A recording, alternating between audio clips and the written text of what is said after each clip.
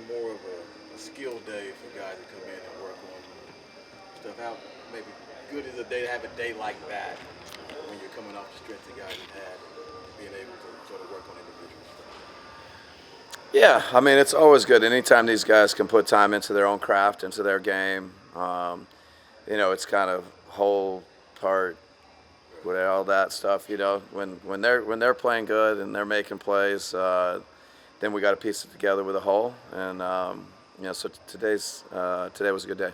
How much work was Kevin and Brad able to do literally on the court today? Yeah, they had a good day on the court. I would say, I mean, their practice was maybe configured a little bit differently, but they had full participants, did everything, got some 3-on-3, so making that progression, checking those boxes, and feel really good about where they are. Just looking at a 5-on-5 seems to be that final frontier. Is that what you guys are looking at as well with those? Yeah, no, I think we'll see how they feel coming out of today.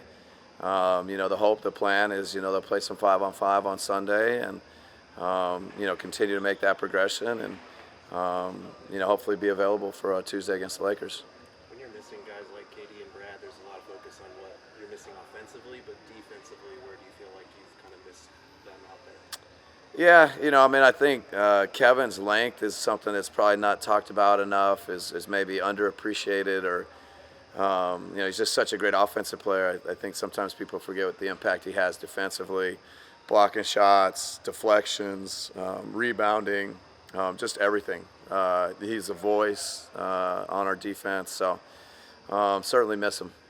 And when you look at defensively these last couple of games, where do you feel are a couple areas you guys can tighten things up?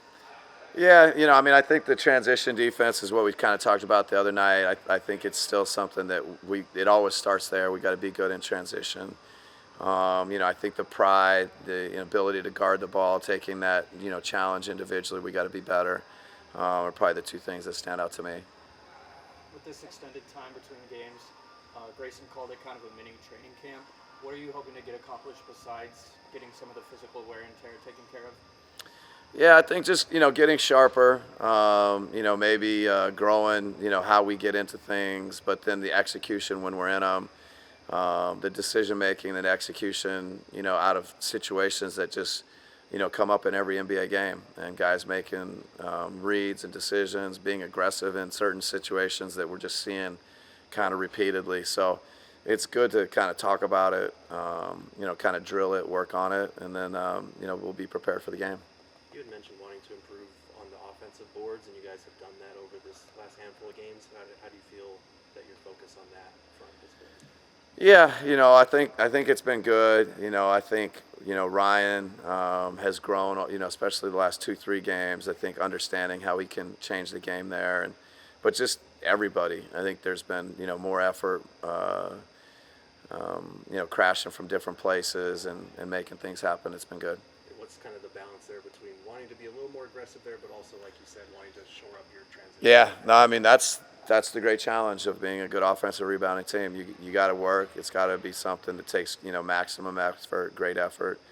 And I think some of the transition clips, it hasn't necessarily been because we're trying to go to the offensive boards. If that were the case, you kind of say I understand it, but if we're not crashing and making kind of great effort there, and then we're not making great effort in transition, then those are the possessions we got to take away.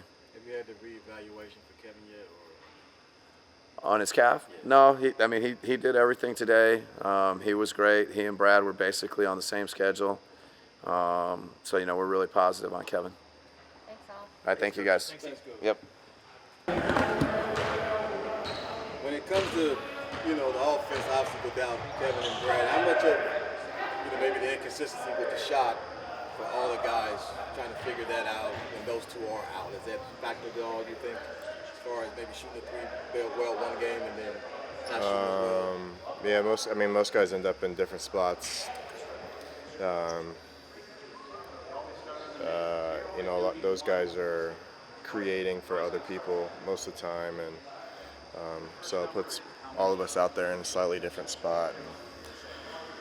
And, when teams start trapping Book, there's not much he can do. So, we needed to be a little bit better off the ball at attacking those traps. But, when those guys are out, a lot of guys are just plugged into their spots instead of, playing off the ball a little bit more, so it makes it a little difference. One A of little the things different. the coach was saying that, the other four guys, when they're out there with Devin, need to be more aggressive. What does that actually mean, though? Because it's one thing to hear, but what does that actually mean in terms of when you're playing with him out there and there's not Kevin and Brad out there? Yeah, we got to take advantage of the double teams and traps and blitzes they're throwing on the ball at him. He draws a lot of attention, but they're doing it 25, 30 feet away from the basket, so he can't really make a scoring pass from that position. So the guy on the receiving end needs to be aggressive to shoot, drive, and create another play, and basically get us into a 4-on-3 when teams want to commit to a blitz. So whoever that is on the receiving end of the next pass, sometimes it's the big and the short roll, sometimes it's the guard shaking up behind. Like, you got to be aggressive and go make a play right away while we have that advantage, and it might be you scoring, it might be you finding someone else. Obviously, when you're missing KD and Bill, you're missing a lot on the offensive end, but defensively, what have you guys missed without having those two out there? Brad's taken a lot of different matchups this year, and he does that for our team. So a lot of times he's guarding their point of attack. Kev is extremely versatile at rim protection, switching out, guarding smaller guys. He can do a lot of different things. So we miss both those guys' contributions to us defensively. What does it feel like over these last couple of games you guys can tighten a couple of things up on the defensive end?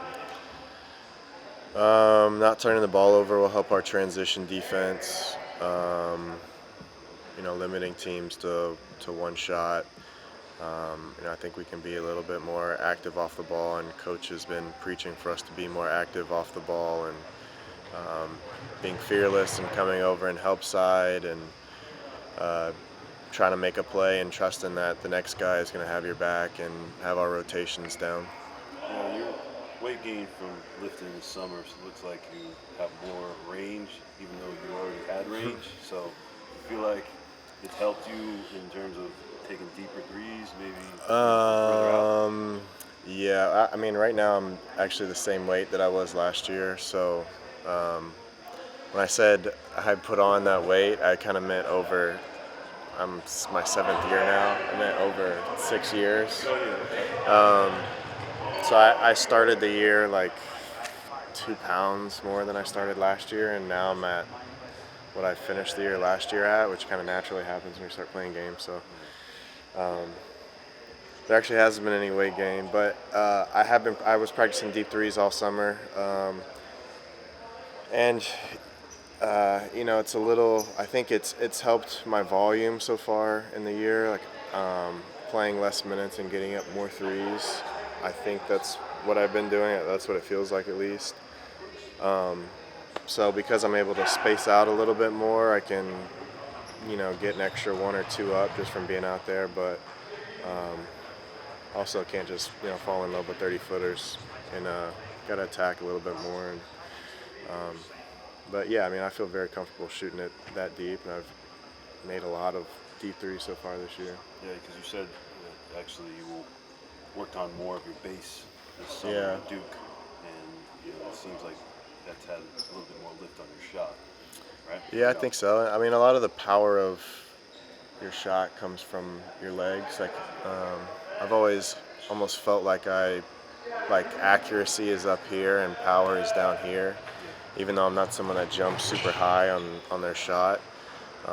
It's all about the rhythm and timing, but just being able to be on balance and under control from a couple feet back and not feel like I have to adjust anything in my form to get it there just makes it feel like a much more comfortable shot. With Duke here in Arizona tonight to play, you going Yeah. down to go see him? Yeah, I'm 90% sure I'll be there, so most likely, yeah. What's your take on Cooper Flagg so far in his first few games with the team? He's been good.